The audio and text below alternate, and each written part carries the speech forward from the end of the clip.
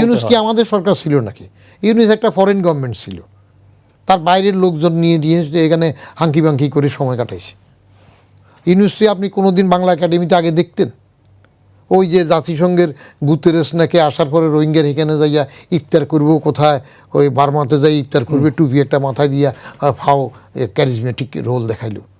হ্যাঁ, সবার ঈদে পাঠাই দিবে বলছিল, 1 বছর হয়ে গেছে। এটা বলে তার তো আবার কি হয় এখন, কি লোকজন সমালোচনা করে এই যে তারেক সাহেবের সাথে দেখা করছে, হে খলিলকে তার প্রতিনিধি হিসেবে পাঠাইছে এবং ডক্টর খলিলকে আবার আমেরিকা ইন্ডিয়া দুইটাকে ব্যালেন্স করার জন্য দিয়েছে ইউনূসের প্রতিনিধি, এইসব কথাবার্তা ইউনূস সাহেব দেখা করতেছে। লোকে তো তাকে নিয়ে বিভিন্ন রকমের জঘন্য সমালোচনা করতেছে।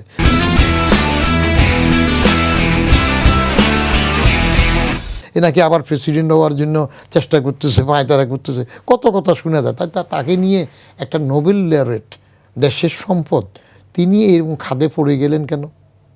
কর্মফল, নিজের দোষে। আসছেন বিশ্ব বরেণ্য নেতৃত্ব হিসাবে আসবেন, ওই যে ট্যাক্সের, তার বিরুদ্ধে ট্যাক্সের মামলা হইলে তিনি সব নোবেল লরেট দিয়ে গিয়ে চিঠি লেখান। আমার লেখা আছে 4-5টা ওনার সম্বন্ধে এইগুলো নিয়ে।